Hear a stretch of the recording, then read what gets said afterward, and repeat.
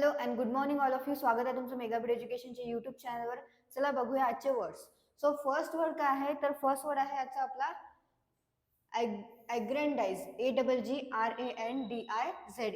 ॲग्रेंडाइजचं काय मिनिंग आहे, तर increase power, status or wealth. म्हणजेच काय करणे, वाढवणे. काय वाढवणे, पॉवर वाढवणे, स्टेटस वाढवणे किंवा वेल्थ वाढवणे. त्याला काय म्हटलं जातं, ॲग्रेंडाइज. ॲग्रेंडाइजचा हाच अर्थ आहे वाढवणे, मोठे करणे.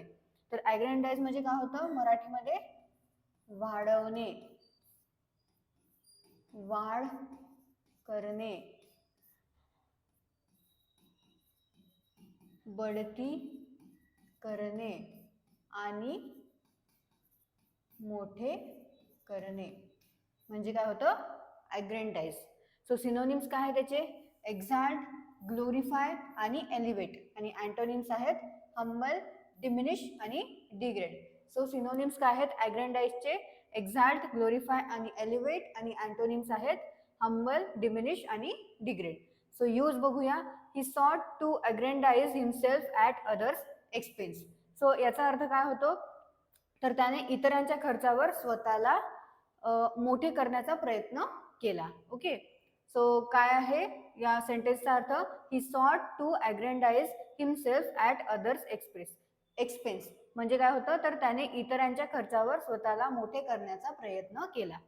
तर असं इथे ॲग्रेंडाइज म्हणून यूज झालेला आहे, ॲज अ मोठे करण्याचा प्रयत्न केला म्हणून. नेक्स्ट वर्ड आहे ॲलेक्रिटी. ALACRITY. ॲलेक्रिटी म्हणजे काय होतं, तर brisk and cheerful readiness. Brisk and cheerful readiness म्हणजे होतं आनंद. ओके, आनंददायी किंवा समाधान, समाधानी. आणखी काय होतं, तर तत्परता सुद्धा म्हटलं जातं. तर ॲलेक्रिटी म्हणजे काय होतं, तत्परता, तडकाफडकी केलेले काम. आणखी म्हटलं जातं वेगवान,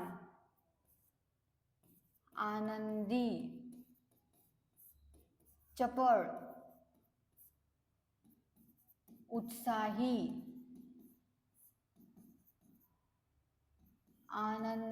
आनंदजनक, आनंदजनक. आणखी समाधानी म्हणजे काय होतं, ॲलेक्रिटी. सो ॲलेक्रिटी म्हणजे होतं ब्रिस्क अँड चिअरफुल रेडीनेस म्हणजेच वेगवान, आनंदी, चपळ, उत्साही, आनंदजनक, तत्परता, तडकाफडकी केलेलं काम किंवा समाधानी म्हणजे होतं ॲलेक्रिटी.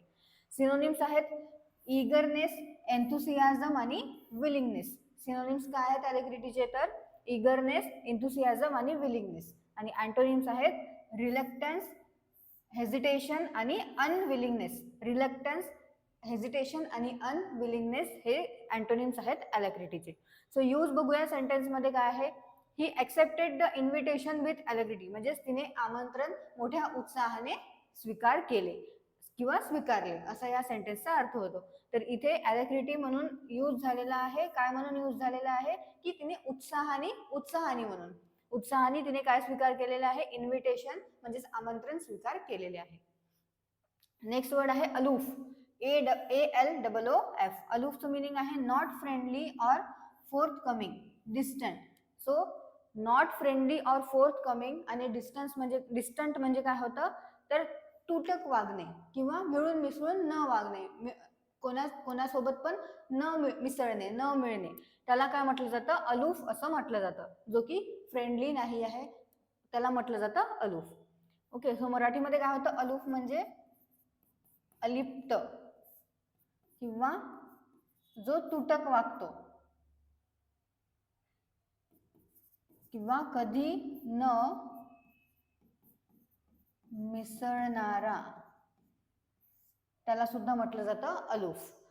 सिनोनिम्स आहेत डिटॅच्ड, डिस्टंट आणि रिझर्व्ड. आणि अँटोनिम्स आहेत फ्रेंडली, अप्रोचेबल आणि वॉर्म. ओके, सिनोनिम्स काय आहेत अलूफचे, तर डिटॅच्ड, डिस्टंट आणि रिझर्व्ड. आणि अँटोनिम्स आहेत फ्रेंडली, अप्रोचेबल आणि वॉर्म. सो सेंटेन्समध्ये यूज बघूया. ही remained aloof from office politics. So याच्यामध्ये हा सेंटेन्सचा अर्थ काय आहे, तर तो ऑफिसच्या राजकारणापासून दूर राहिला. तर असं याच्यामध्ये काय अलूफला यूज करण्यात आलेला आहे, म्हणजे तो दूर राहिलेला आहे कशापासून, जे ऑफिसचं राजकारण आहे, ऑफिसचं जे पॉलिटिक्स आहे त्याच्यापासून तो दूर राहिलेला आहे म्हणून. नेक्स्ट वर्ड आहे अल्ट्रुइस्टिक, ALTRUISTIC. अल्ट्रुइस्टिकचं मीनिंग आहे selflessly concern for others welfare. म्हणजेच काय असणे, जो निस्वार्थ आहे, परोपकारी आहे, जो इतरांचा विचार करतो, इतरांच्या भल्याचा विचार करतो, त्याला काय म्हटलं जातं, अल्ट्रुइस्टिक असं म्हटलं जातं. तर मराठीमध्ये काय होतं, अल्ट्रुइस्टिक म्हणजे परोपकारी किंवा निस्वार्थी, जो निस्वार्थीपणे कोणाची पण सेवा करतो त्याला म्हटलं जातं अल्ट्रुइस्टिक. किंवा परहितदक्ष, जो कोणाचं पण हित बघतो त्याला सुद्धा म्हटलं जातं अल्ट्रुइस्टिक.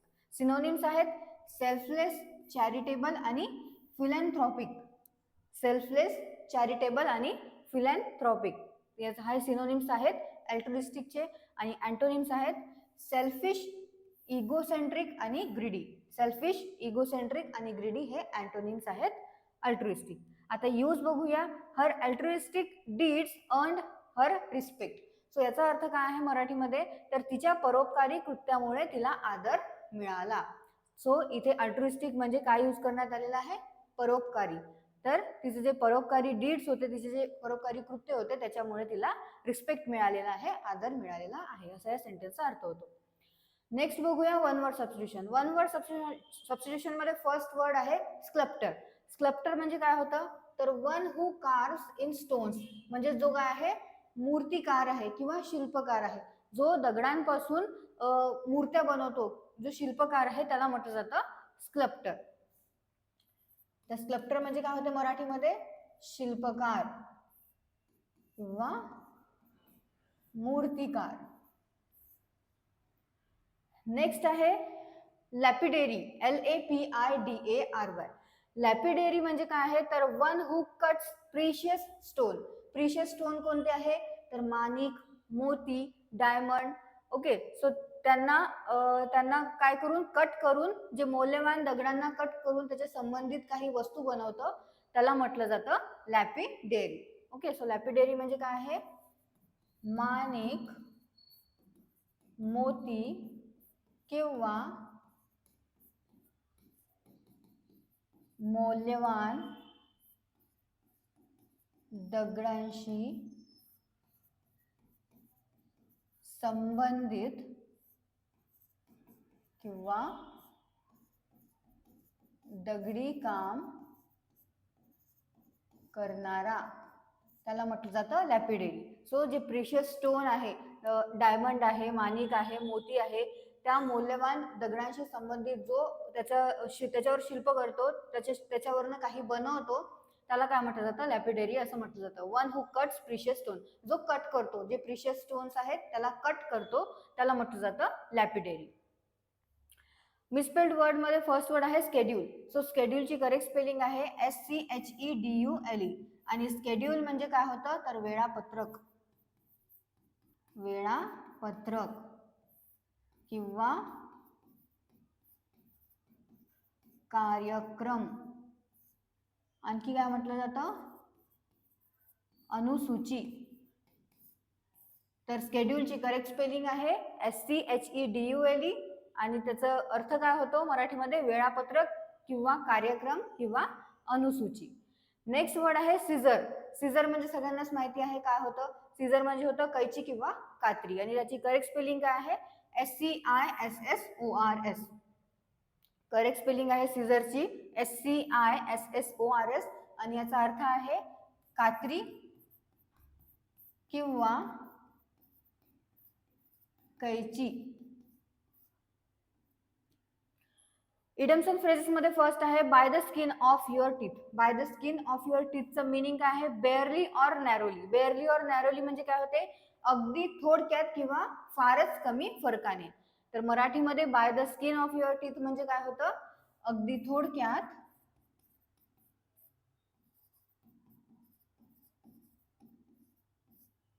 किंवा फारच कमी फरकाने, म्हणजे होतं by the skin of your teeth. Next आहे take it with a grain of salt. तर याचा अर्थ काय आहे? टू बी स्केप्टिकल और not take something too literally. तर याचा मराठीमध्ये अर्थ काय आहे? पूर्णपणे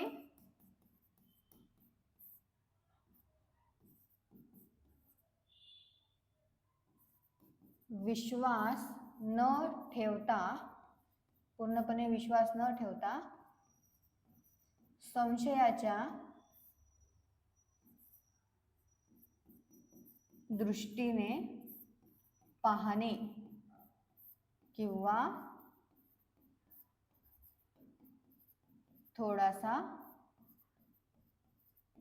संशय घेऊन विचार करणे. तर काय अर्थ होतो take it with a grain of सॉल्टचा? तर पूर्णपणे विश्वास न ठेवता संशयाच्या दृष्टीने पाहणे किंवा थोडासा संशय घेऊन विचार करणे, हा अर्थ होतो take it with a grain of सॉल्टचा. ओके, सो हे आहेत आपले इडियम्स अँड फ्रेजेस आजचे. वर्ड्स, त्याचे सिनोनिम्स, अँटोनिम्स, मराठीचे मीनिंग, परत जे वन वर्ड सबस्टिट्यूशन आहे ते सुद्धा परत एकदा तुम्ही वाचून घ्या, नोट डाऊन करत चला. मराठीचे मीनिंग सुद्धा तुम्ही नोट डाऊन करत चला आणि जे आधी झालेले वर्ड्स आहेत ते सुद्धा रिव्हिजन मध्ये ठेवत चला. सो तुम्हाला सेशन आवडलं असेल, सेशनला लाईक करा, चॅनलला सबस्क्राईब करा, तुमच्या फ्रेंड्सला शेअर करा. All the best all of you and thank you.